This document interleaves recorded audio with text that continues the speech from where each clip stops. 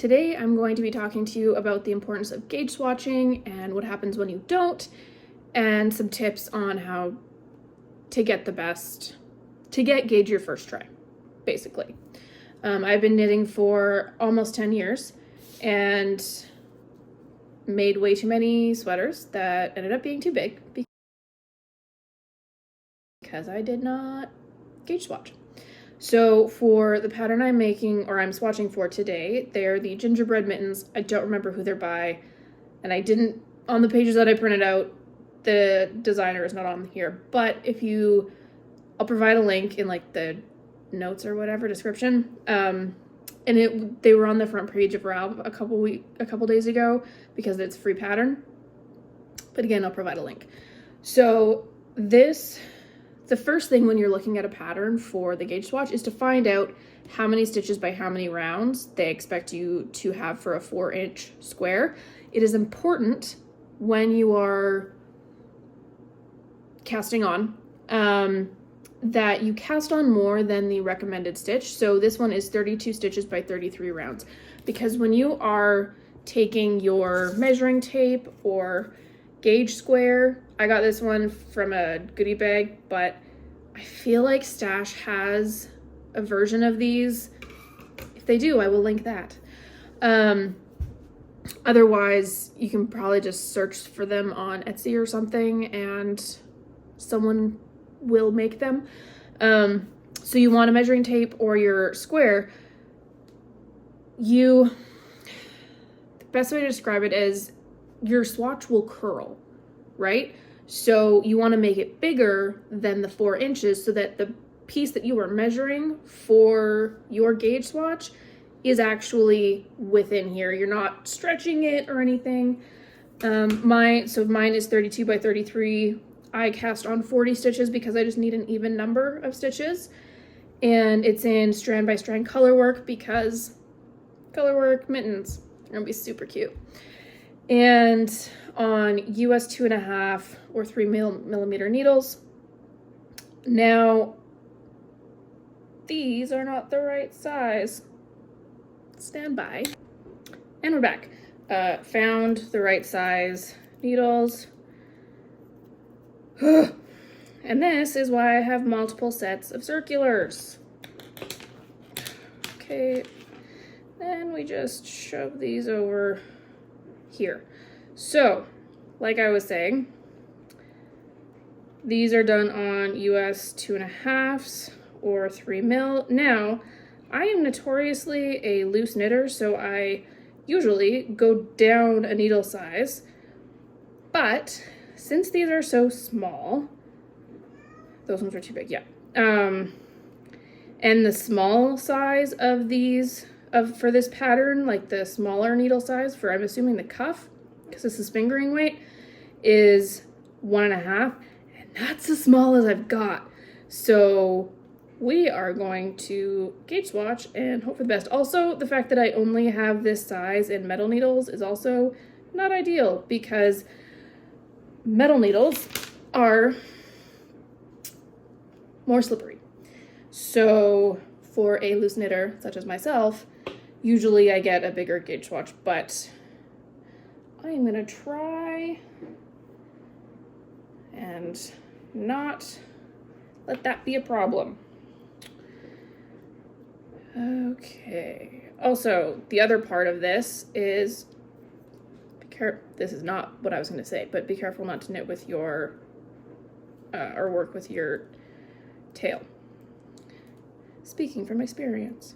So the 1x1 stranded color work is going to be a pain in the butt, but it'll also be worth it because then I will know, actually no, this is good because stranded color work can be tight, but as a loose knitter, I've got to figure out a way to do this one-handed.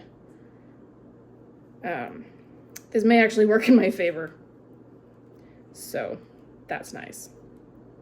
The yarn that I'm using is Lily & Pine. She no longer dies, but it's perfect because it's gonna look like icing and sprinkles. And then Explorer Knits, I believe. Just had in my stash, as you do. Okay, so now I'm a continental knitter as opposed to, oh, this is actually going pretty well. As opposed to English, so I don't throw, I flick, I guess. I don't know. I know I don't throw. And, oh my goodness. So, as I was saying, I cast on 40 stitches, and then I will go for probably 40 rounds. As a loose knitter, this is something that can be a problem. If your stitches are looser, your rows are shorter, so your row gauge is shorter. That I have definitely come across, specifically with my breathing space sweater, because I was at the point where you go to just the main color from striping, and it says knit in the main color until you reach 13 inches or something. I had like 6 entire inches to go, and I was like, that is not, in this photo, she does not have about half of the sweater in length as one color. So that's when I discovered that my row gauge, I do as I say, not as I do. I don't usually measure my row gauge, but you should do that. I also, again, do as I say, not as I do. I don't block my swatches because I know that okay, so say I get 28 to 30 stitches, like across 30, and I'm supposed to get 32 in 4 inches. Say my math works out to 28 to 30. I know that I can wet block that out when my swatch is not blocked. And then if with mitts, it's different. I don't know that I would steam block them. Maybe, we'll see. But with garments, if I know by measuring my gauge swatch that it's I'm either spot on or just pretty close, I will just steam block my piece. But whatever the pattern says, you should probably do. We are almost done with the first row. Okay, so this is my first row. I'm not going to make you watch me do the whole thing, although I will say, so this is in the round, but my cord's too long, whatever you want to, etc., etc. The trick for doing a swatch in the round without going around is to move your stitches back and then just carry your yarn up. So then you don't want to make it too tight, obviously. So the more slack, the better.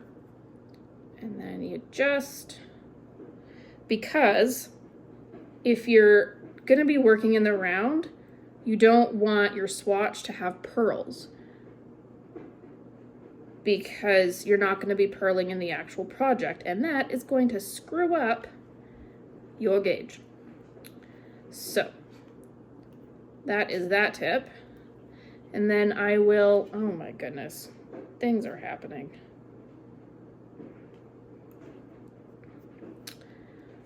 Yeah, that's gonna go down there. I will come back with my full gauge swatch, and you will see how a 1x1 color work swatch works up. So this is my swatch thus far. I'm not going to do the whole thing. It has taken me ages to get this much just because of the double-strandedness. But I will show you why it is necessary to cast on more than the swatch in the pattern suggests. So that is my swatch, and then this is my measuring thing. It's not perfect. I'm not going to actually go by this, but you can see, so if you only do the number of stitches, it's gonna screw things up. Also, because like the sides are loosey-goosey, So that is why you cast on more.